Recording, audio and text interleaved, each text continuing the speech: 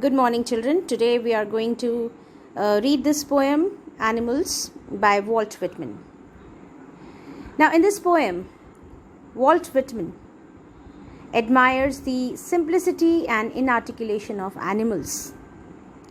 He praises their modesty and simplicity, while in his opinion, humans are just the opposite. Very hard to understand and have complicated behavior. So in this poem there is a message hidden, and the poet has tried to convey to the readers in his abstract words that animals possess plenty of noble virtues which humans have forgotten completely with time. If humans learn to be calm and contented like animals, then this world would be quite peaceful.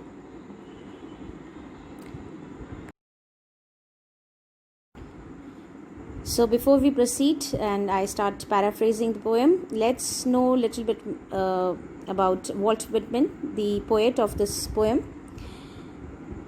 Walt Whitman, 1819 to 92, is a major figure in early American poetry. Now, Walt Whitman was an American poet, essayist and journalist, and he was born on 31st May 1819 in New York and died on 26th March 1892. And he was a major figure. He was a very noted personality. In an age when all poetry was rhymed and metrical, Whitman made a break with tradition and wrote a revolutionary new kind of poetry in free verse. He was the one who started writing poetry or composing poetry in free verse. That time the poets used to use rhymed and metrical way of composing the poems. That means very balanced, musical, rhythmic, using all the technicality. So he broke the tradition and he started a kind of poetry which was all in free verse. The free verse means verse that does not follow a fixed metrical pattern, which is not balanced, which is not rhythmic, no rhyme and all. He was a non-conformist in all respects, including his social life. He was non-conformist. Non-conformist means he didn't compose his poems with the prevailing standards. He used to be a revolutionary kind of person in all respects. That means that could be seen in his poems as well as in his social life. So he was different from other people of his times. I think I could turn and live with animals. They are so placid and self-contained. I stand and look at them long and long. Here I refers to the poet. And he wishes to get converted into an animal so that he can live like an animal and live with them. I think I could turn and live with animals. He wants to turn into an animal and live with them. Why does he want to do that? They are so placid and self-contained because in his opinion, they are so calm and self-contained. They do not complain about anything. They are just satisfied with themselves. They are quiet and very peaceful.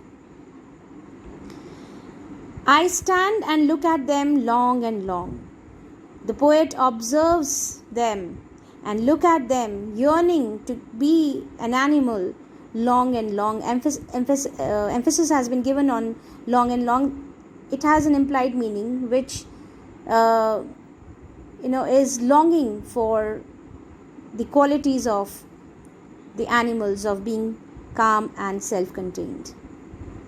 So he is observing them and he wishes to get converted into an animal, and it is getting strong and strong in his mind. Now let's find out the literary devices used in this stanza. You can see I is getting repeated Alright, here I think I could. So it is assonance, the repetition of vowels. Assonance.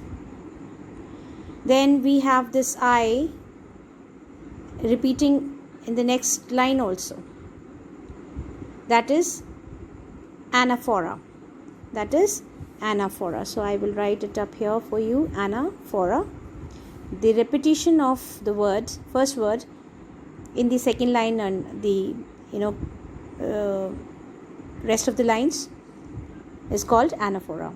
The literary device is called anaphora. It is the repetition of a certain word or phrase at the beginning of successive lines. And assonance, I have explained to you earlier also.